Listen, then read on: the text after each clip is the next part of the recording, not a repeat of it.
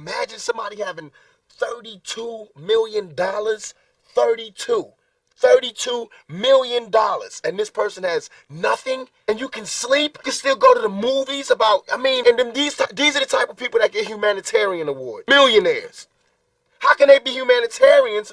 By the fact that they millionaires and there's so many poor people shows how unhumane they are. The answers that Pac is giving are answers for today. Right. Time and age, right. Man. And I said, the world gotta hear this. Right. And they gotta hear it on a major scale. A good friend of mine say, you was one of them kids looking at Pac when he was up here doing it. Now they looking at you, and it blew me away. Tripped me out. 15 years later, man, I'm doing that same thing Pac was doing. Yeah. Right in Compton, man. And we here.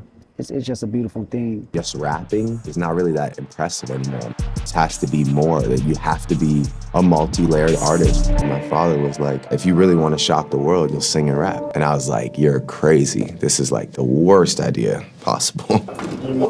What's happening now is meant to be. I don't really celebrate the wins. I don't sulk over the negative. I just keep it moving. I'm not worried about these other rappers. I'm not competing with those guys. I already know their hand, I know their move. I study everything. I'm worried about the kid that's sitting in his house that wants to be better than me and all those guys. That's who I'm competing with now.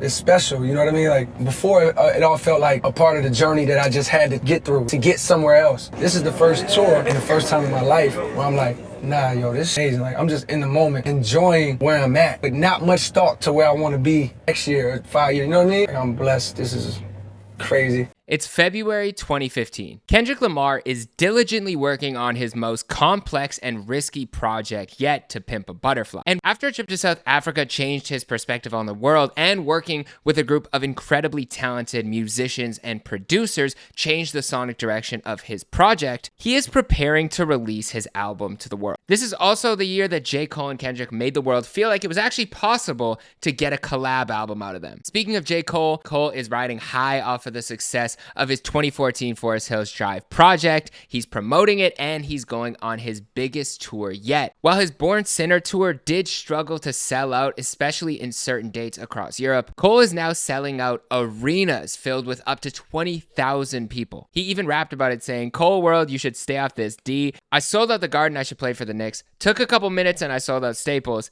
Now I'm getting cream like an old ass Laker." Meanwhile, Drake has been moving in silence and working on a surprise project that no one expected. A surprise project was in the works, but in the meantime, he made sure to stay relevant through features. In January, he hopped on Big Sean's Blessings alongside Kanye, and he actually makes it very clear that at this point, he's done with the Grammys. At least he appears not to care about who wins. On that verse, he even references giving out his own version of the award show on his Instagram called the Hood Grammys. If you were wondering, Bobby Shmurda won Vocal Performance of the Year. OG Maco's, you guessed it, won, in quote, Best All-Around Turn-Up, and we will get back to OG Maco, rest in peace. The song Tuesday with McConan and Drake won for the highly anticipated award of Best Latin Club Anthem, and Party Next Door won for Mixtape of the Year. I have a feeling the Hood Grammy voting board may have been a little bit biased, but I also could be wrong. But at the actual Grammys, Kendrick won Best Rap Performance and Best Rap Song over Drake's 0 to 100, marking his first 2 Grammy wins ever. I guess he can be thankful that Macklemore wasn't there to ruin his fun this year. And the very next day after the Grammys, he dropped a song called The Blacker the Berry, and it was his most politically charged single yet. Crazy enough, the song was actually produced by one of Drake's mainstay producers, Boy Wonder, who did the drums. Harris Martin handled the majority of production alongside a team of vocalists, producers, and incredibly talented musicians. Sonically, it was much darker than the vibrant sounds of I, and Punch from TDE even tweeted an image of Martin Luther King and Malcolm X side by side, hinting that the 2 singles might actually represent the 2 different ideologies of the 2 activists. In late 2014, Kendrick did receive some backlash after the comments he made when asked about the police killings of Eric Garner and Michael Brown. When asked about these murders, he had said this: "What happened to Michael Brown should have never happened, never. But when we don't have respect for ourselves, how do we expect them to respect us? It starts from within. Don't start with just a rally. Don't start from looting. It starts from within." Of course, there was a lot of backlash to these comments, with journalists, commentators, and fans responding to Kendrick's comments. Even some rappers replied. And this is an absolutely crazy sentence to say, so just bear with me on this. But Azalea Banks said, "This is the dumbest shit I've ever heard a black man say."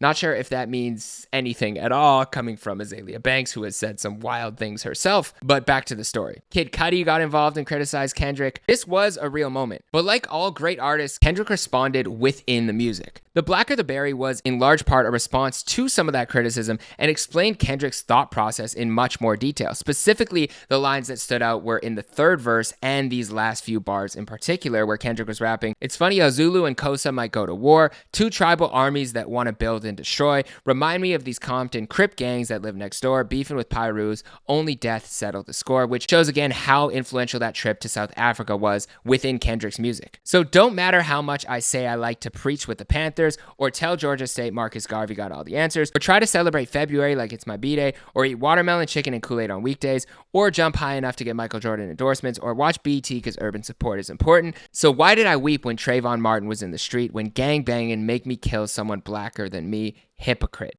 And the theme throughout the song is him calling out the systemic racism and the problems within the American system, specifically the racism towards Black Americans. But then he questions his specific role within the grander scheme of things and how he's either positively or negatively impacting that system through his own actions, and calling himself the biggest hypocrite of 2015. You caught a little bit of flack. Who are you speaking to on that third verse? I'm glad you asked that question. For me, a lot of people get confused and thinking it's just talk and it's just rap. No, these are my experiences. When I say gang banging made me kill a blacker than me, this is my life that I'm talking about. I'm not saying you might not even be from the streets.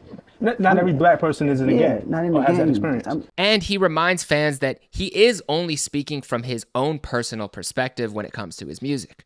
I'm not speaking to the community.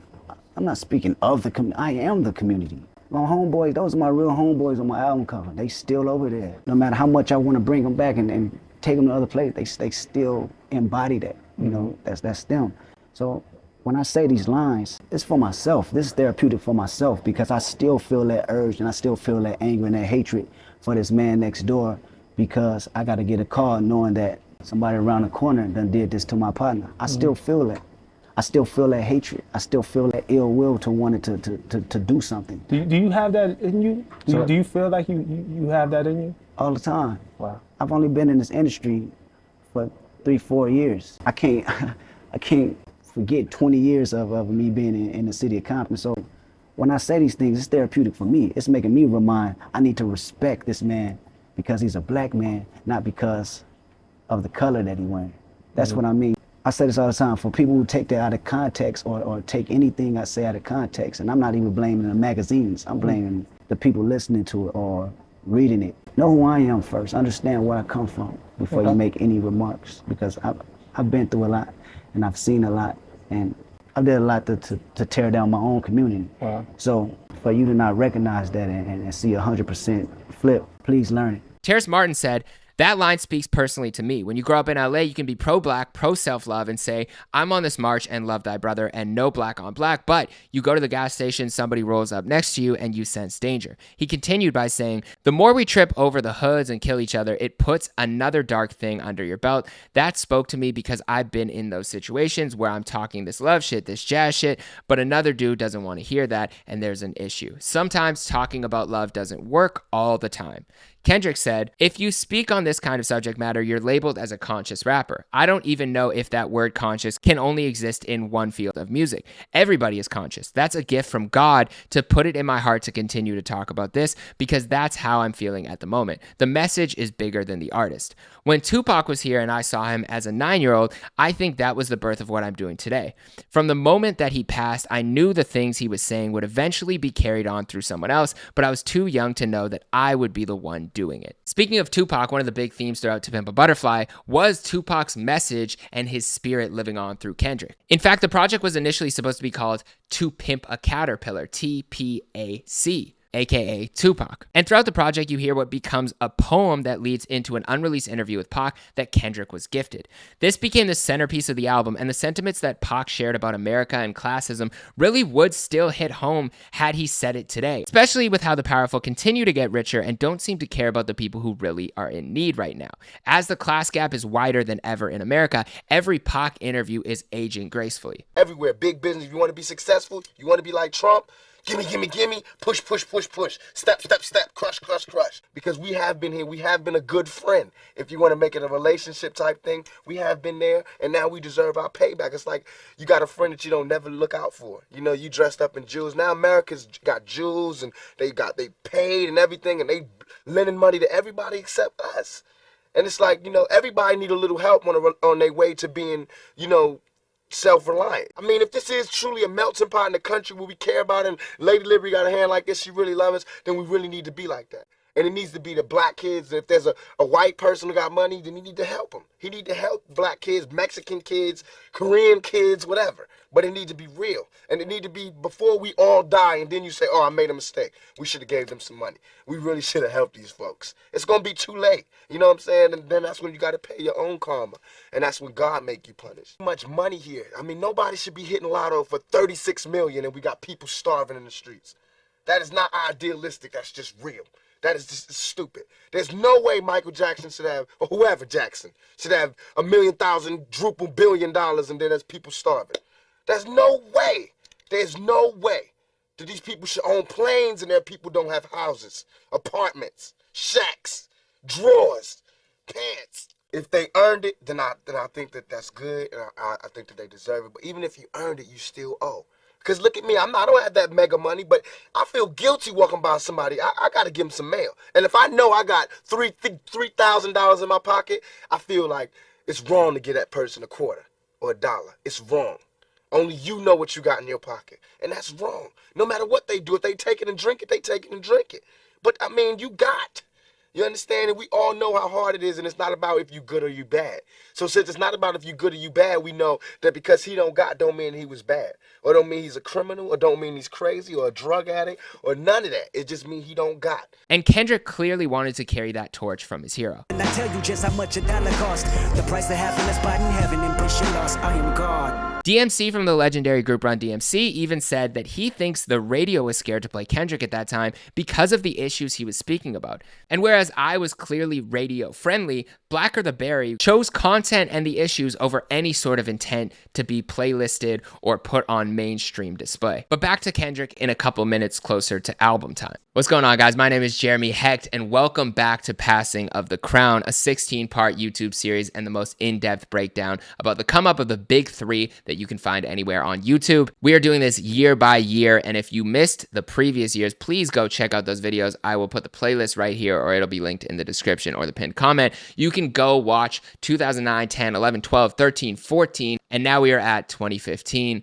The only thing I ask of you if you enjoy this video is to hit the like button, leave me a comment, and hit the subscribe button so you don't miss future videos. You can even turn your notifications on if you want. But without further ado, it's February 13th. There are rumors circulating that Drake is going to drop a surprise project, but nobody really has information about what it sounds like, what it's going to be, and really when it's going to drop. But then Drake releases a short film called Jungle, where he's struggling with success and fame and women, and turns to some of his Toronto day ones for grounding. On there, a song was previewed that had Drake yelling, "Running through the six with my woes." At first, a lot of people thought he was actually saying wolves, myself included, but quickly, everyone found out it was woes. Elliot Wilson, shout out to my co-host, was actually the one who tweeted out, "The name of Drake's new mixtape is If You're Reading This, It's Too Late." And I remember seeing that and being like, there's no way that that's actually the real title. But as it turns out, there was a way. Dropping with the iconic cover handwriting that became a meme of its own, the project had Drake rapping with a very different tone and flow than some of his past projects, and he was rapping with more confidence than ever. It was clear that he was willing to stand on his fame and success and wanted to continue to prove why he was on top of the game. He even said he had to switch the flow up because it was getting too predictable. But there were also more emotional moments on there, like Jungle, which is a top 5 Drake song to me, and You and the Six. But let me know your favorite song on that project in the comments. And the project was received with not only critical acclaim, but crazy commercial success, especially for a surprise drop. The mixtape sold 535,000 copies in its first week with no single and no promotion, breaking streaming records. This is double what J. Cole sold and what Kendrick would go on to sell, just for reference, to show you that Drake is the biggest superstar in hip-hop at that moment. And by August, the album went platinum, becoming the first project of 2025 to do that. It was even the highest rated album by Anthony Fantano, who notoriously gave Drake low rated scores. He gave the album an 8 out of 10. According to DatPiff founder Kyle Riley, apparently Drake wanted to initially drop the mixtape on DatPiff as a free download, but Cash Money said there was no way that they are missing out on that money and contractually considered it his fourth studio album, even though Drake labeled it as a mixtape. And that was a lot of sales, so I guess they did get what they wanted, even if Drake walked into the label with his brand new Beretta. But that would have been so dope for him to have dropped that for free, because I imagine that reignited the blog era. If Drake dropped, at the height of his fame, one of the biggest projects of his career, a surprise free mixtape drop on DatPiff, that definitely would have restored the feeling. Even Rolling Stone magazine, who caught a stray on the project from their botched interview last year, said, for the first time in his career, Drake doesn't sound like he wants to be remembered as one of the greats. This time, he just is. And Complex said, Drake is indisputably a hip-hop legend. I remember I wrote an article for my school newspaper at the time, and it was titled something similar. I think it was, if you're reading this, Drake is already a legend. On the final song, 6 p.m. in New York, Drake also took some on-the-record jabs at Tyga and Childish Gambino with these bars. He said, I heard a lil homie talking reckless and vibe. That's quite a platform you chose. You should have kept it inside. Oh, you tried. It's so childish calling my name on the world stage. You need to act your age and not your girl's age.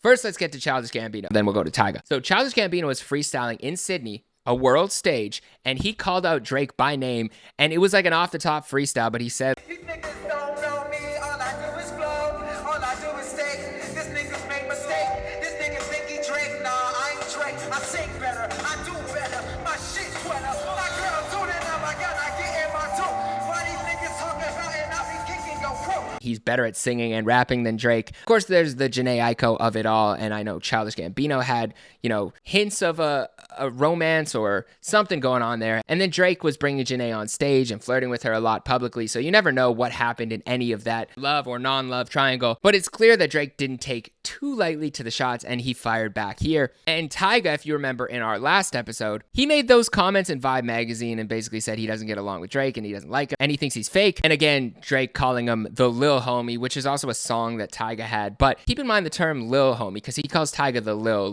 homie, but there's also another lil homie we're going to get to in a little bit. And then of course, you need to act your age and not your girl's age. He was notoriously dating Kylie Jenner, who at that time may or may not have been underage when they started dating. It's March 11th, and Kendrick Lamar just released the cover to Pimp a Butterfly. And in the announcement, I had never seen anyone decode this before. We did an episode of The Bigger Picture and we brought it up, but the initial tweet where Kendrick announced his album with the cover, I think he was directly replying to Drake's If You're Reading This, It's Too Late with his caption, but no one would have known this at the time. He said, don't all dogs go to heaven, don't gangstas boogie, do owl shit stank, lions, tigers, and bears, but to pimp a butterfly, it's the American dream, Lil Homie. Now, Kendrick's production company with Dave Free is the Lil Homies. They direct a lot of the videos. If you see the Lil Homies in the credits, it's usually Dave Free and Kendrick, but also saying to Drake, you've been Lil broing me this whole time. It's time to show you who is in the real league, who's really the man here, who can make an album of this quality. I'm no longer your Lil homie. The American dream is another interesting phrase. Of course, Drake being from Canada, the American dream is emphasized there. And of course, the album is about the Black American experience. And then do owl shit stank? We all know what OVO's mascot is. And if you think I'm reaching, on the song No Tellin' off of If You're Reading This, Drake says this, please do not speak to me like I'm the boy from 4 years ago. I'm at a higher place, thinking they lions and tigers and bears. I go hunting, put heads on my fireplace. Oh my. Of course, a reference to The Wizard of Oz, but it also seems like he's like ready to shoot at rappers and put mantles of heads on his wall as he kills them all off. And it seems like Kendrick is saying, not today, buddy, not with me. Do owl shit stank, lions, tigers, and bears? To pimp a butterfly, it's the American dream from the Lil Homie. You let me know what you think of that. It's March 15th, 2015, and finally, Kendrick Lamar drops his long-awaited project To Pimp a Butterfly to the world. When speaking about the title of the project, he said, the title grasped the entire concept of the record. I wanted to break down the idea of being pimped in the industry and the community, and out of all the knowledge that you thought you had known, then discovering new life and wanting to share it. The album sold 324,000 copies first week, making it Kendrick's highest-selling album to date. And it received critical acclaim almost across the board with an almost unheard of 96 overall score on Metacritic, making it the highest-rated album of all time to this day on the site. And Fantano gave it a 10 out of 10, which is almost unheard of for him. In terms of the making of this album, Kendrick said this, I was on tour with Kanye and I had Flying Lotus with me because I wanted to work on the bus studio. He would make beats and it was one particular beat that he forgot to play. He skipped it, but I heard about 3 seconds of it and I asked, what is that? He said, you don't know nothing about that. That's real funk. You're not going to rap on that. It was like a dare. And sonically, Kendrick's album sounded like nothing that was out at the time, at least in mainstream, specifically in mainstream hip-hop. In terms of the intro track, Wesley's Theory, Thundercat said, Wesley's Theory started with Flying Lotus and I sitting on the couch in front of the computer analyzing George Clinton. He became the fuel for creating. I was really blown away that Kendrick was so into that song. Okay, what's your favorite studio session you've ever been in? Favorite studio session I've ever been in? Wow. Gotta be honest, it was Singing These Walls. And a lot of my friends at the time didn't realize that I sang. And so I was like, my friends were just staring in my face. Like, what is he doing right now? And I was like, can you guys leave the room so I can Yeah, like I don't want to be looking in my friends' eyes singing about these walls. Yo, so it's just you and the homies singing about the pussy walls? Just singing about just looking at Terrace in the eyes, singing in my highest Michael McDonald voice I can, if these walls, and Terrace is smiling like, what about these walls, Steven? And I'm like, stop it right now, you know? It's like, Don't need to pause. I couldn't pause because the track is going to keep going, so I got to keep singing it. There is no pause. It's just continuously me singing these walls and harmonies, and my friends licking down my throat like, don't look at me like that.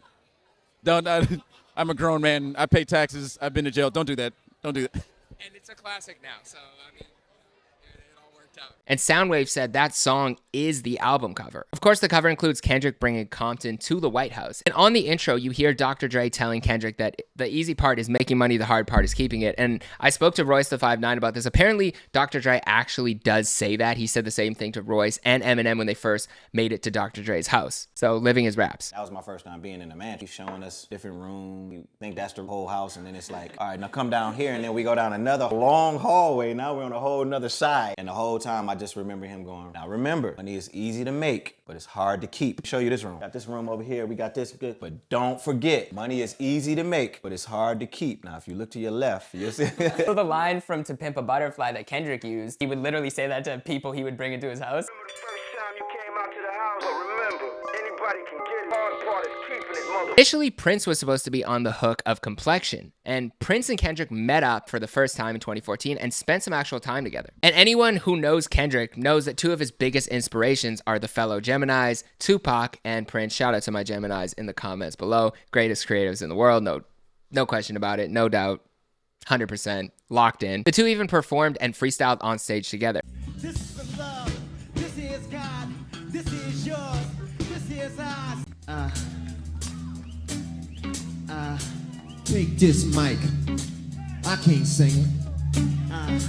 A little while back, I did a piece on how Tupac and Prince kind of are the forefathers to Kendrick, and he's kind of this perfect blend of both of them. So I'll drop a little piece in here. I'm very passionate Geminis. You know, me and Prince, we Gemini, we passionate. like that. But his love for Prince didn't stop there. When Pac was 17 years old, he wrote a love letter to his then crush, and in the letter he said this: "We have so much in common. We both love Prince," and by the way, love had a big heart around it. "We have both had heartbreak, and we both adore candles." The Holy Trinity, apparently.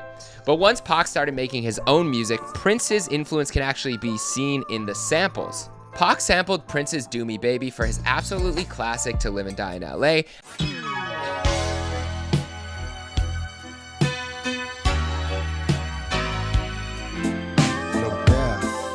To live and die in LA, California. What you say about Los Angeles? And Tupac even sampled a live performance of If I Was Your Girlfriend for his song Thugs Get Lonely Too. The title is even a nod to Prince's song Gigolos Get Lonely Too.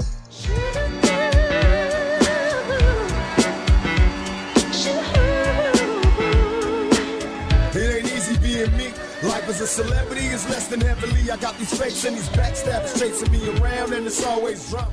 Although the song was recorded in 1993, it didn't see the light of day. It didn't come out until 2004, and at that time the Prince samples were removed, but the Prince influence could never be. So it's no coincidence that on a project centered around Tupac, Kendrick wanted to collaborate with one of his biggest inspirations. The story of their almost collab hasn't been told in too much detail, so let's take a look at everything that we know before we get into their similarities. In an interview with Howard Stern, Kendrick said that Prince flew him down to the Paisley Park estate, which in itself is surrounded by mystery, but here's how it went down. Where do you meet him? Where do you meet a Prince? Because he's so reclusive. Who's at his estate? Oh, no, you flew out to the estate? Yeah. Look at you. Yeah. Big shot. Big wow. shot. No. Kid from Compton at Prince's estate. Right. Was that a trip? Because, like, yeah. Oh my God. Definitely a trip. While it was unclear exactly what was spoken about or why the meeting was called, besides a clear mutual artistic respect, there was a meeting. Prince asked Kendrick if he wanted to watch his performance. It was a meeting. Oh. And he was doing an event.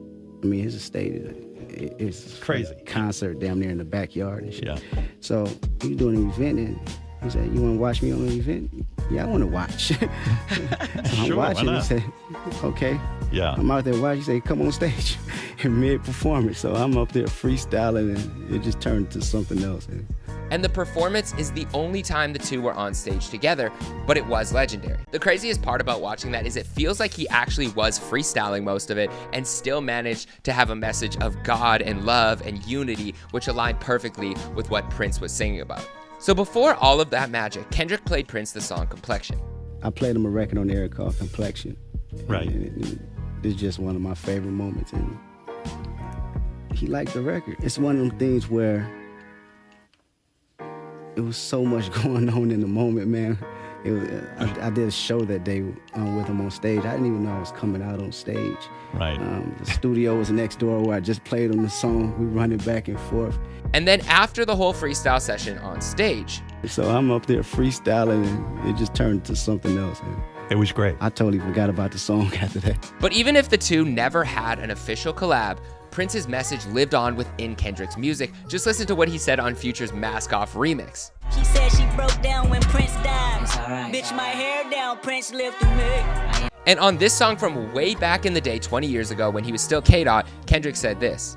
Crack sales, drug sales, all in the virtue. Been an artist since Prince played in Color Purple. But the real centerpiece of the album became the song All Right. The song would also become a huge protest anthem, inspiring nationwide marches, and even to this day, it's still used at protests. Terrace Martin said in reaction to that, "One of the biggest moments was seeing kids marching to All Right. We cried like babies because we were doing something. This is our vessel to get the message out. We had to use art for the message to help heal and help love." Kendrick also performed the song at the BET Awards in one of the most memorable and powerful performances in live TV history, in my opinion, where he's standing on top of this cop car and he has choreographed dancers around him, but also there's big American flags and they're waving the American flag. So this duality existing throughout and, you know, the overall uplifting and positive message of the song, but also what was going on in America at the time. The duality is really powerful. And this song actually inspired the sample on Damn, where Kendrick sampled the Fox News report where they were criticizing this performance.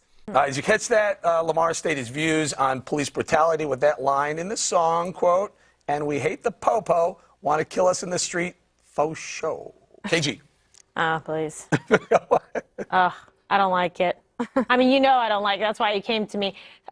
I get it. That's his right to express himself. Let the free market decide. Personally, it doesn't excite me. It doesn't turn me on. Doesn't interest me. I'm not feeling it. Harrell, not helpful with those song lyrics. To say the least, not helpful at all. This is why I say that hip-hop has done more damage to young African Americans than racism in recent years. At the end of that performance, though, Kendrick adds a new verse, and some of these lyrics, again, it all kind of interplays now that we look at it in 2025, but he has lyrics that I think were probably a slight dig at Drake, where he said, "Get back, look, I started from the bottom, at the very bottom, mix in hand with Similac, my mama knew I had a problem." Of course, started from the bottom, Drake's song, and you know the criticism from the previous years where that Drake didn't really start from the very bottom. If you look at where Kendrick started compared to where Drake started, it is very different. And then on Hood Politics, Kendrick references the infamous Control verse, which continues to make ripples years later. It says that him and Jay-Z were having a convo about that verse. "Nah, homie, we too sensitive, it spill out to the streets. I make the call and get the coast involved, then history repeats. But I resolved inside that private hall while sitting down with Jay. Funny how one verse can fuck up the game."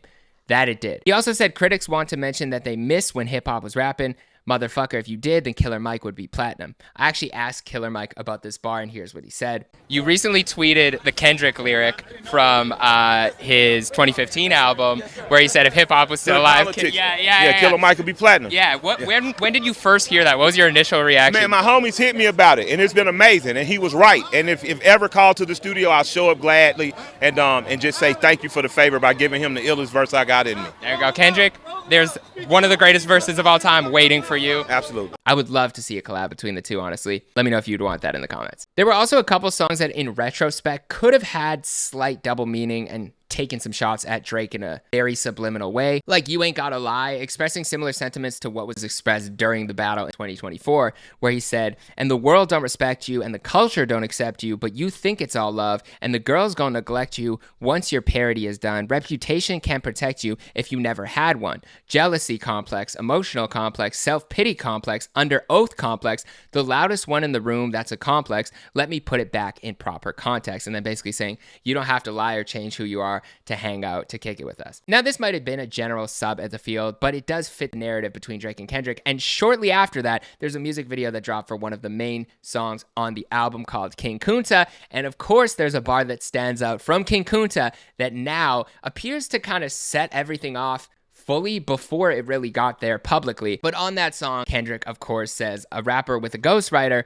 what the happened? And he even says, I swore I wouldn't tell, but most of y'all are sharing bars like you got the bottom bunk in a two-man cell. As if he's known this for a long time. He's keeping it guarded. You know, it's a secret. It's an industry secret. I swore I wouldn't tell. Either that's contractually or just verbally. I said I wouldn't say anything, but here's a hint. Let me just throw it out there and see what happens. And then during a live performance of this, he actually specifically yells at Elliot Wilson, hey, Elliot, a rapper with a ghostwriter, what the happened? And I asked Elliot about this whole thing and how his interview with Drake about the control verse might have actually sparked this whole battle and this back and forth between him and Kendrick. And here's what he said, which is really interesting. I'll drop this right here. Your Drake interview, the Crown interview, okay? There's the moment where you ask him about the control verse, and Drake kind of tenses up a little bit, and that actually seemed to have caused multiple subliminal shots. Did you ever look back at that moment and realize you were part of the Drake and Kendrick beef? Like someone yelled out Kendrick. There was so much tension in the room of like, is he gonna ask about control? Yeah. Control was such a phenomenon, so I don't blame myself, I do blame Kendrick. Kendrick's control verse shook the game up. But then I think another key moment that people don't realize is that Summer Jam, Kendrick was headlining, and he did King Kunta, and a rapper with a ghostwriter. What happened? That was a jab at Drake. So he's on stage, he sees me in the crowd, he goes, yo, Elliot. He walks to the other side, a rapper with a ghostwriter. Elliot, but I'm rapping with a ghostwriter. What the happened, nigga? And then I thought they was really gonna go at it, and then a month or two later, that's when Meek stepped out. Kendrick kind of hinted at, we hearing things about dude, but then Meek went with him up. So that's one where I felt like I was involved with it, because Kendrick was triggered when he saw me. He was like, a rapper with a ghostwriter. I'll send you the footage. It's out there. Shout out to Elliot, the GOAT. But back to that in a couple minutes because things are going to heat up. But let's check back in with Drake before that. It's April, and Drake is set to headline Coachella for what will be his biggest performance of his career so far.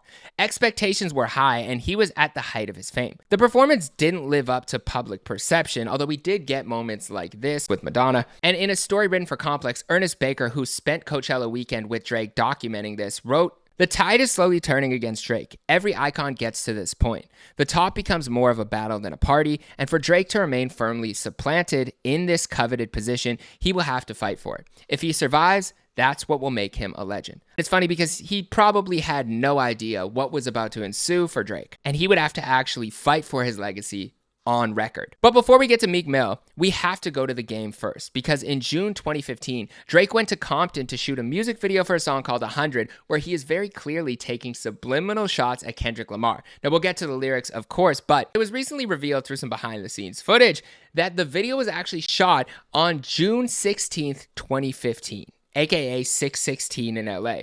Coincidence? Maybe. Maybe not. Shout out to Glasses, Malone, and The Ville for pointing this out. But on 100, Drake responds to Kendrick's verse on Pray For It from 2014, where Kendrick said, your diaphragm is dietary, what you eatin' on, capture your audience with these words, boy. He goes on to talk about how Drake could never fill his shoes or do what he does with his music, but Drake replies by saying he would actually have Kendrick's audience if he wanted to do what Dot does, but instead he had mainstream and pop intentions of making his career even bigger and appealing to more people. He raps, I would have so many friends if I didn't have money, respect, and accomplishments. I would have so many friends if I held back the truth and I just gave out compliments. I would have all of your fans if I didn't go pop and I stayed on some conscious shit. I would have so many more friends if I lost my success and my confidence. I'm in the club every time that they play the competition, if they even even play the competition, and I seen the response they get. Yeah, nobody's even hearing it on top of the pyramid. That year, Drake reached his 100th Billboard Hot 100 entry, which was crazy, especially for him only being in the game for 6 years at this point. Ironically, though, Kendrick actually hopped on a pop record with Taylor Swift a month prior to this, and the song did go #1. Tailor Made. This would come back up, of course, on Drake's song Push Ups. Then we need a verse for the Swifties. Top said, drop, you better drop and give him 50. But I interviewed the game and I asked him about this a few years before the battle ever really popped off. And I said, did you know that Drake was throwing subliminals on that song? And then I asked him what he thought would happen in the case that they do battle. And his response in retrospect is kind of funny there. Did you notice or feel like there were shots towards Kendrick on that song from Drake's side? I didn't feel like that. If I did, I wouldn't put a song out. Because again, like I said, Kendrick's my brother, him too. But if Drake, was subliminal and slick, he's slick with that. Again, like he one of the best that ever do it. It's hip hop, and even Kendrick is lyrically equipped to catch any stray and return fire. Yeah. So I think at the end of the day, it's all good in hip hop. It ain't like Kendrick and Drake are about to go into a street war or something like that. So rap battle, even subliminally in different songs, are healthy for hip hop too. Because no matter how you think about it, it's a competition. One #1 spot at the top of the Billboard or the top of any chart, everybody wants to have this. Climbing the ladder, knocking people down, kicking people off. It's just part of like the competitive nature of music as a whole. Their relationship has always been really interesting to me because it's always been those subliminal. Like I don't know who you got if they go at it. Who I got lyrically? Lyrically. I mean lyrically, man.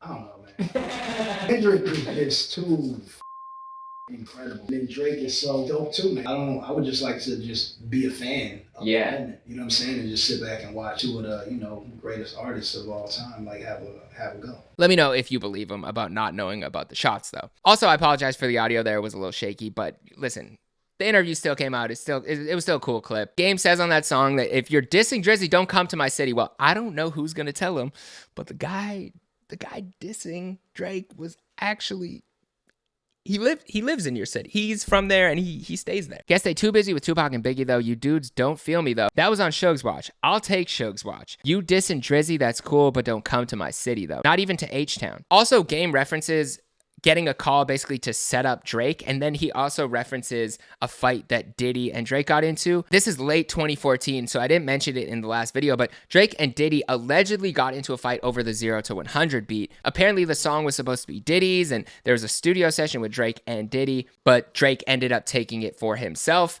And then, of course, it became a hit, a Grammy-nominated hit, as you see in this video. And I actually ran into Boy Wonder at the Grammys, and I asked him about the situation. And it seems like Diddy just didn't really understand the concept for the beat, whereas Drake did, and he turned it into what it was. Also, Game gives Meek Mill a shout-out on that song. He said, if he was still alive, he would kill. He was Lil Snoop, I was Meek Mill. Rest in peace to Lil Snoop. Potential gone way too soon. He was super talented. But let's get to it.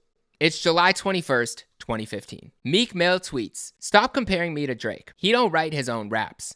That's why he ain't tweet my album because we found out. On Meek's album that he speaks of, what allegedly happened was that he thought Drake was taking shots at him on his own song during Drake's Rico feature where he says, the girl of your dreams to me is really not a challenge. And Meek thought Drake was hinting at getting at Nicki Minaj, who was his girl at the time. So when he did some digging, he found out that Drake didn't write that full verse and that there was actually a reference track of someone else rapping some of those bars. Drake also explained that he was supposed to pull up to one of Meek's shows and there was a miscommunication. He didn't end up showing up. His management kind of sent his regards, Drake can't make it. And then that on top of it added fire to what Meek was already feeling, like maybe he didn't support him or he didn't like him or there was some beef or there was some tension. And that added fuel to the fire. And then Meek jumped out the window and sent that tweet out. And at first, Twitter started to clown Meek because to most rap fans online at the time, the notion seemed so unbelievable that the biggest artist in the game, who was definitely vocal about his pen, his writing abilities, how seriously he took his craft, especially in interviews and on songs, and he had just won Songwriter of the Year by BMI just a few years earlier, it seemed unfathomable that Drake didn't write his own bars. I recently won an award this year for something similar, for songwriting, and those are my favorite awards to win. You know, I feel like very often awards are like a popularity contest. You know, so sort of sometimes no point in even going. Really, all I care about is the words, you know, the words in these people. That's it. So, you know, I'm honored. I'm honored. Especially to the average fan. I'm not talking about industry. Even me, just being an average fan at the time, I was shocked. I was like, there's no way. And Twitter memes started flying with a hashtag Meek be like trending. People were like, Papa John's doesn't make his own pizza and stuff like this. This one was crazy. MLK didn't even dream his own dreams. That's too far. But then the industry started jumping in. 40 went to Drake's defense and said, don't ever question my brother's pen. But Funkmaster Flex is saying that the rumors are true, and he said that he actually has reference tracks to prove it. OG Mako, recipient of Drake's Hood Grammy Award for Turn Up of the Year from earlier in this video, rest in peace once again, tweeted in defense of his friend who happened to be one of Drake's alleged writers, and this tweet became the first time we ever heard the name Quentin Miller. He said, Meek hatin' or these credits clearly say Quentin Miller. I'm sick of you F-ass clowns. Referring to the actual listed credits of If You're Reading This, It's Too Late. So Quentin wasn't even really a ghostwriter. He was actually a credited writer. Q Miller at that time. He continued by saying, some of us been new. Meek just put it in the air. Sucks to have to compete with 6 dudes and get compared to 1. Then we heard from Quentin Miller himself, who at first downplayed his contributions. He said, most of the project was done before I came in the picture. I remember him playing it for me for the first time thinking, why am I here? Like, what does he need me for? The answer is nothing. I watched this man piece together words in front of me. I watched him write/replace bars 2 to 3 at a time on 6 p.m. in New York. I witnessed him light up, go in, and freestyle Madonna. I took notes from the best in the game. But later, Quentin Miller would confirm him writing for Drake and working together on the project and collaborating, bouncing ideas back and forth. And he even got beat up in a Nike store, allegedly by one of Meek Mill's entourage members. Drake had this to say about the situation and the writing and the ghostwriting allegations a few years later. But that project's obviously riddled in controversy because of Quentin Miller, right? A lot of people feel like, well, he helped you with some songs, and even to this credit, I feel like you're still battling these ghostwriting rumors and this type of thing that in some sense, I think, does try to tarnish your legacy, whether it's effective or not. How do you look back on that album, and does that still take away anything from that album? No, I've really made my peace. I have no embarrassment when it comes to what I did on that album. You know, I mean, I worked with somebody on, I think, 4 or 5 songs on that record. I pulled my weight when it came to my pen. It wasn't like I needed somebody to facilitate, you know, entire ideas. We worked together. If I need to be the poster child that took all those hits for all my peers hiding behind me that do the same thing every fucking album, that's fine, I'll do it. You know, because there's a lot of people that link up with other people and make records that you guys love. That's kind of how music is a collaborative thing, you know? It's and I understand in rap, of course, in your comment section, it's a little different because we conduct ourselves, and I still associate myself in that community, we conduct ourselves by a few different rules. We tweak the rules a little bit in the sense that... If it's a hook, it's okay. Yeah, it's like, you know, there's things like that, you know, but anybody that knows me knows that my strongest talent is writing. That is my strongest talent. I'm not a great singer, good performer. I've grown into a great performer. My greatest talent is writing, you know, and that's why people ask me to write songs for them. That's why people like to get in the room and write with me. I want to just encourage anybody, like, look, if it makes a great song and you're the one that's voicing it, but it's you and this other person that's cooking it up, you're not doing anything wrong. Whatever gets you to that destination where you have, you know, a great body of work. If you need somebody to write the whole thing, and all you do is just go in and track it. There's still artists that exist like that to this day, that people love and revere, and they sell out stadiums. That's not you, though. That's not me, no. I've wrote by the way, all my biggest songs and any song that really, really did damage for me, I've wrote every single lyric. The hits, yeah. Not the hits and the ones that it's like I'm not gonna collaborate with somebody on any of the timestamp records.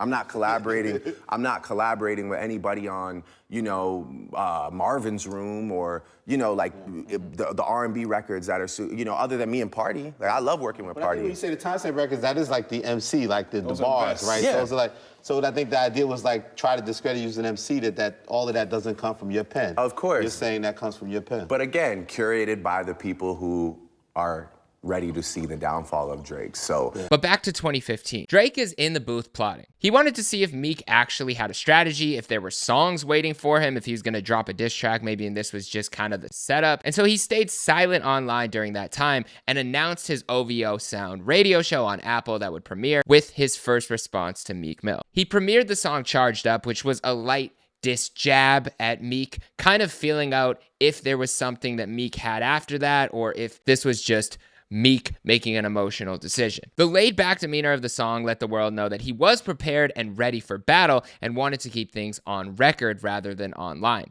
But he was waiting for Meek to make the first big move at this point. He said, "I stay silent because we at war and I'm very patient. Six God is watching. I just hope you're prepared to face him. I'm charged up." Drake also referenced the $20 million deal that he reportedly got from Apple at the time to keep some of his releases as exclusives on there and to do his OVO Sound radio show. "I still got love for my idols. I got me a deal with Apple and I still feel entitled." This referencing Jay-Z's Tidal, which Drake allegedly turned down an offer to be a part of alongside artists like Kanye, J. Cole, Nicki Minaj, etc. And this continued his light back and forth with Jay-Z, which will heat up a little bit more next year. And then he says, "Okay, the flows start to feel familiar, don't it? Must I remind you that Jimmy got 20 million on it?" And it is clear that Jimmy from Degrassi has been on a roll this year because like wheelchair and a roll. All right, it's fine. For those of you who didn't click off the video immediately there, we are back in 2015. Drake is also saying the flow is starting to feel familiar, as in, I write my stuff. This isn't all Quentin Miller. Don't give him all the credit. Interestingly enough, Drake also drops his first real bars about what was going on in America with the police killings, which Kendrick and Cole had already responded to within their music. He said, "Cops are killing people with their arms up, and your main focus is trying to harm us, and you think you about to starve us." Meek continued to take to Twitter with his response to the track, saying it was baby lotion. And also in other news that almost nobody seemed to care about, and I literally didn't even know at the time, Safari, Nicki Minaj's ex, dropped a full diss track towards Meek Mill during this time. Or maybe I did know and it was just, I blacked it out of my mind or I forgot about it completely, but that's a sidebar. Funk Flex continued this hype and teasing people that he had evidence against Drake with these reference tracks, but also he was teasing a Meek Mill diss track that would drop against Drake, but it never dropped, at least not that night. He did end up releasing the reference tracks for 10 Bands, Know Yourself, and Rico, which was the song that started the whole thing. And apparently these reference tracks were being passed around to multiple radio DJs to see who would bite or who wanted to release them. Charlamagne talked about having those reference tracks in his email and deciding not to release them, which is probably part of the reason he would get a reference in back-to-back, which we'll get to in a minute. But then Drake dropped another diss track towards Meek Mill just a few days later. And this time it was a little bit more direct and aggressive, and the song sounded like a hit. Back-to-back drops on SoundCloud in the early hours of the morning, and he calls out Meek for being an opening act for his girlfriend Nicki, for not having as much money or success as him or his girl, for tweeting instead of rapping, and for losing this rap battle to a guy that everyone else in the industry has been calling soft for years. And he, of course, gave memorable quotes. "Is that a world tour?" I know you probably said it in your head. The bars were there. The reactions to back-to-back were even more outrageous than the ones to Meek's initial claims, and he was getting clowned online from every direction. To make things worse, Drake had his annual OVO Fest just a few days later, and he played the song back to back like he said he would to open the show while playing memes on the screen from Twitter about Meek.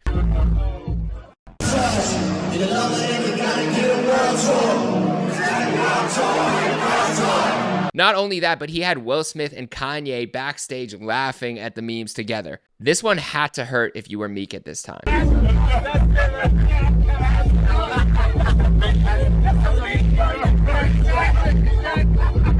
Kanye even came out to do a legendary set at that OVO Fest, and I'm not gonna lie, I was there. It was one of the craziest live concert moments I've ever been a part of. From the Drake moment to J. Cole, Big Sean, Jeremiah opening the day before, Party Next Door, to Kanye coming out live and doing a whole 30-minute set. What a time to be alive. But also, I ran into Kanye at the airport the next day, and it was early. You could tell Kanye probably hadn't slept, and this is in the Toronto Pearson Airport. I see Kanye walking solo down an escalator, and I almost thought like I was delusional. I'm like, is that yeah? I think my friend was behind me, and I was just like, I was trying to tell him it was Kanye, but I didn't really know how to speak. I ran down the escalator next to him and like kind of caught him at the bottom of the escalator and just like went for the dap, and I dapped him up and I was like, yo, yay. I might have called him Kanye. I don't think I called him yay. I was like, yo, Kanye, I just want to say like, I'm a huge fan of everything you do. Thank you for everything you've put out into the world. I think that's how I worded it. I don't know if it was as smooth as that because I was probably nervous at the time, but I dapped him up and he smiled and he showed me his gold. This is when he first got like the bottom gold teeth, and he was like, thanks, man. And then went back to being Kanye in those memes where he's like smiling. and went back to normal. And he's walking away. And I remember I was rapping seriously at the time. Like that was my big dream, was to be a rapper. And I remember I always had a vision like Big Sean, where I'd run into one of these celebrities, I'd rap for them, I'd become a superstar, and that would be it. Like I always thought that's how it would go. But I remember Kanye turned around and I was like thinking in my head, I was like, I gotta rap for him. But like, I didn't want to like do too much in the moment. So I ended up just being like, yo, Kanye, can I get a picture? And he like looked back at me and like did one of these. So I like walked over and me and my friend took a picture with Kanye. He had the black Yeezys on and you could tell he just looks like so tired in this picture. But the craziest part of this story is the person who I handed my phone to take the picture on Snapchat, by the way, because I didn't have enough storage in my phone to take an actual picture. So I had to take one on Snapchat. It was like a one and done. That was, if the picture was bad, there was no other look. But the funniest part about this is the person who I handed my phone to at the time, this is 2015, keep in mind. So he was a lot less in the public eye. Like I knew who he was, but I didn't necessarily know what he looked like.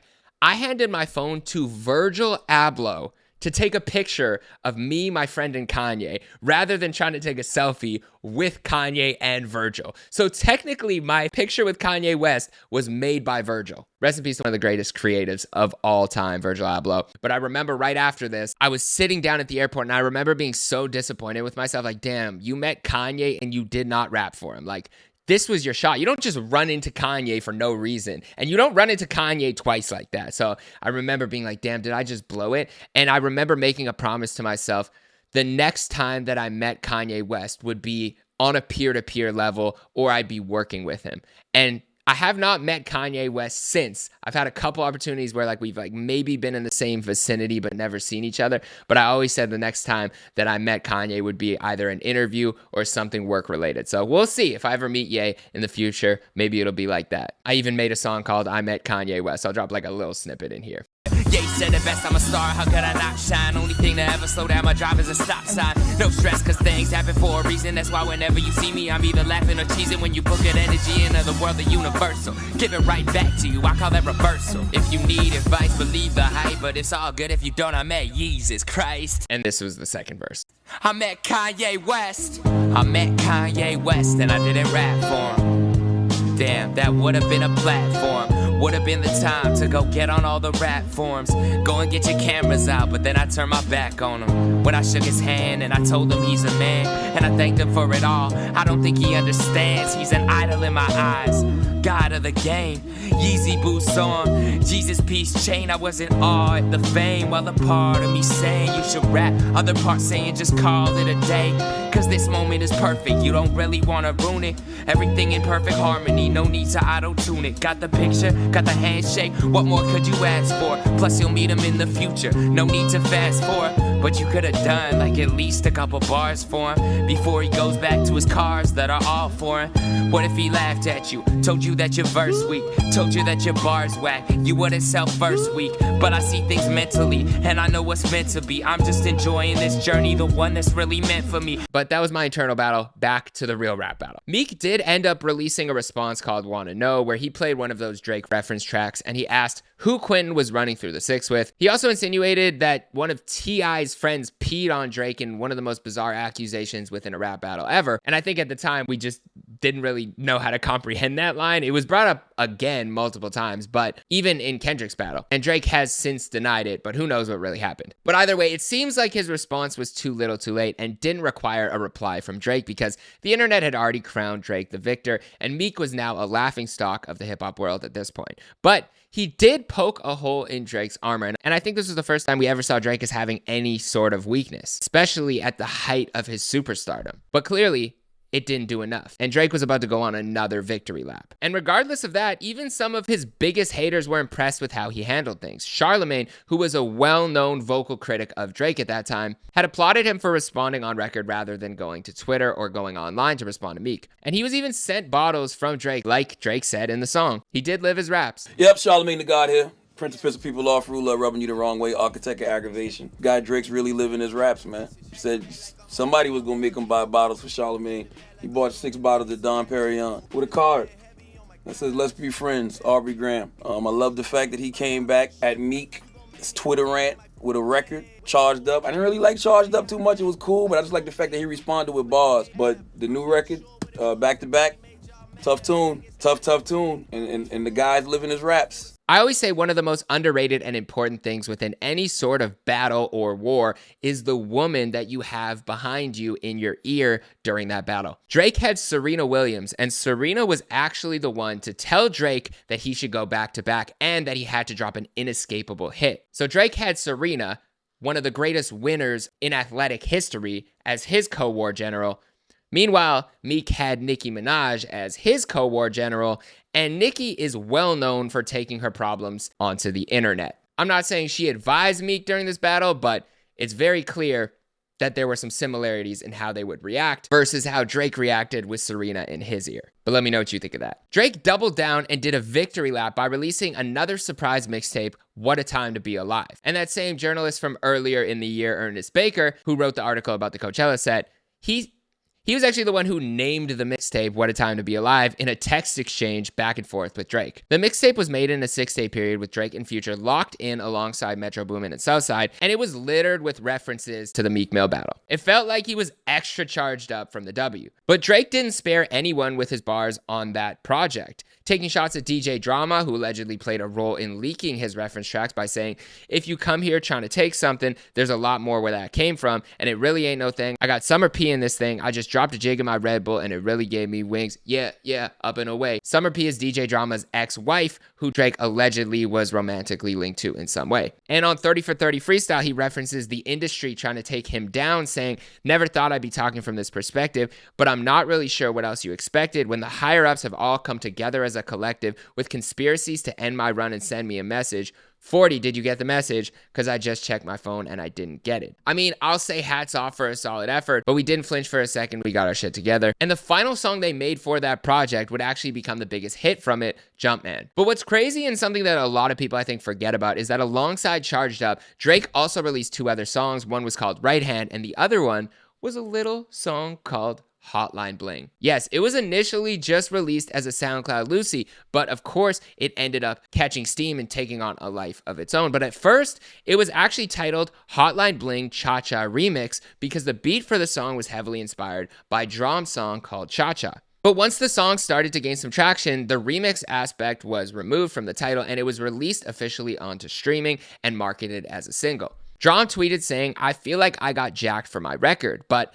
I'm good. I'm happy that the VA sound that me and Gabe Niles are steady working on is growing. And Drum never received royalty payments or credit on the song at all. Drake has never really publicly talked about it, but he did once say this that year in a written interview where he said, you know, like in Jamaica, you'll have a rhythm, like everyone has to do a song on that. Drake said, imagine that in rap or imagine that in R&B. Imagine if we got one beat and every single person, me, this guy, all these guys had to do a song on that one beat. So sometimes I'll pick a beat that's a bit like sunnier, I guess is the word you use, than usual, and I just try my hand at it. And that's kind of what Hotline Bling was, and I loved it. It's cool. I've been excited by that sort of creative process. I agree with the sentiment generally, but I think the problem here came that Drum wasn't credited or given any royalties for his contribution that clearly inspired the song. I mean, in the title, it was called Cha-Cha Remix. It's not like Drake or anyone on his team was hiding from the fact that that inspired the song. If it was just a freestyle on SoundCloud and a bunch of people were doing it over a beat like that, I think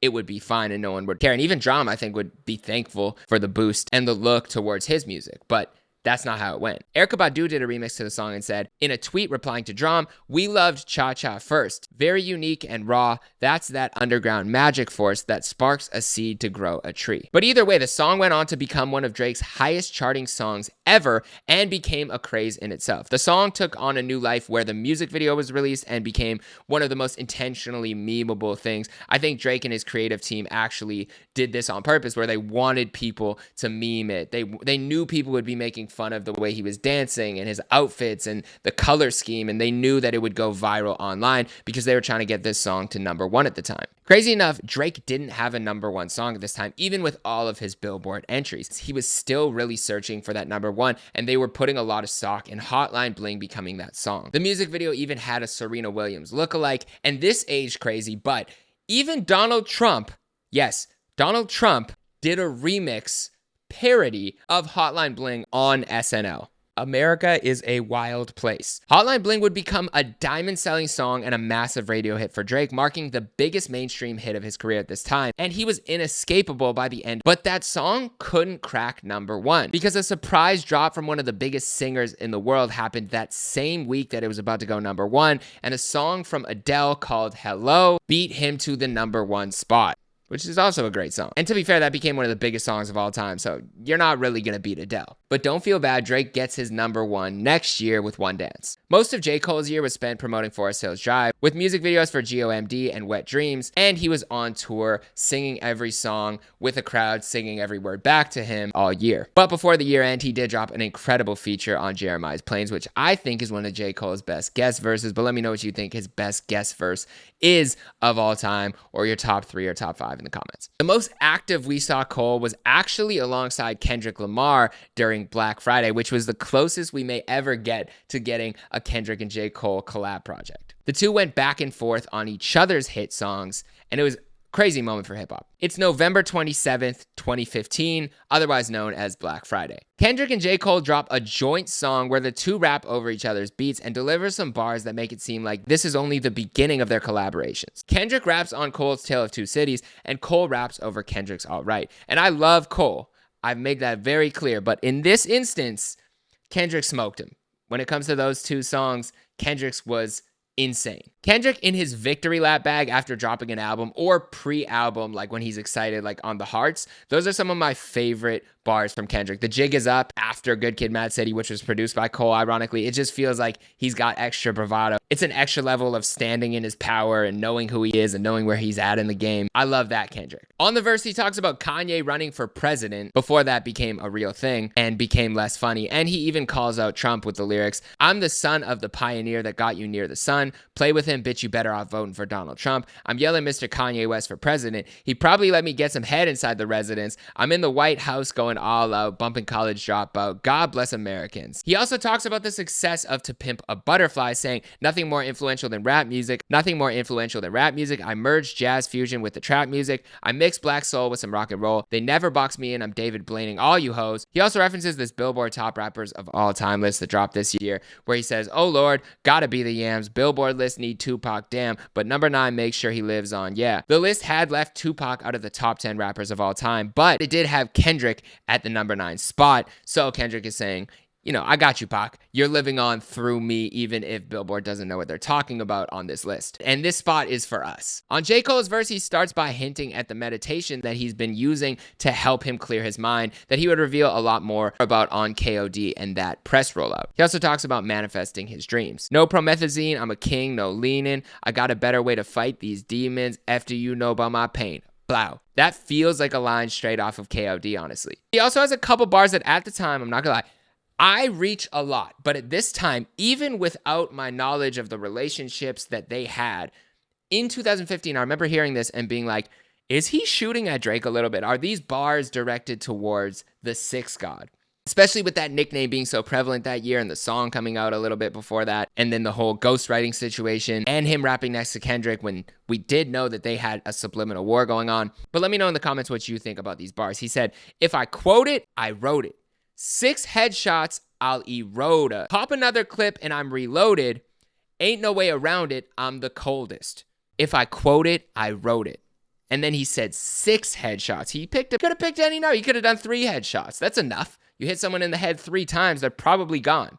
6 headshots. And then he says this later in the song. He says, "Never stingy with the hoes, word to Cliff and Chris. So if I F 6 bitches, I got 6 assists." Now, of course, this is in reference to the hilarious Chris Paul commercial where he has like the fake brother Cliff Paul and it's really just Chris. So he's basically saying like, you know, I get all of it. If I give you an assist, it's from me and I'm scoring. But again, 6 assists and scoring 6 times. He's saying he's assisting himself. No one else is assisting. The only other person who's assisting is a guy who looks like him, who in this case with the Chris Paul comparison is actually him. But it doesn't seem like this caused too much tension publicly between the two, and it could be a coincidence and me reading too much into it. I don't think so, but it could be. But the most interesting part of this link up is actually at the end of the song. The two seem to hint at their long-awaited collab album actually dropping. "When you and K. Shit drop, bitch, never. They can't handle 2 black dudes this clever, but this February, bet shit gets scary when I F around and drop, and a censor tone hits. And this is when you think, okay, February 2016, we are getting a joint collab project between J. Cole and Kendrick Lamar. And this rumor actually appeared to be confirmed by Kendrick's sister at the time, who, whether or not she thought this was like public, or maybe this was just she thought friends and didn't think the blogs pick it up, or maybe this was actually part of a rollout and it just never saw the light of day. But she said on Facebook that the joint project between the two would be dropping on February 16th, 2016. Although, like you know, the project never dropped. But just because they didn't drop doesn't mean there isn't a lot to look forward to in 2016. Of course, we have Drake's Views, we have Kendrick's Untitled, we have J. Cole's For Your Eyes Only. It is a great year for music from all three of them, and it's a great year for hip-hop. There's a lot to dissect in 2016, so I'm looking forward to that episode. I'm super thankful if you stayed through this episode this long. I know it was a super long episode, but there was a lot that happened, okay? We got to cover it all. I got to make sure this is the most in-depth breakdown that you have on YouTube of the journey of the big three. So thank you guys so much. If you did enjoy the video, all I ask is leave me a comment, hit the like button, subscribe, and share this with a friend. My name is Jeremy Hecht. I'll see you guys in the next video. Dream good, live better. And if nobody else has told you yet today, I appreciate you. Peace.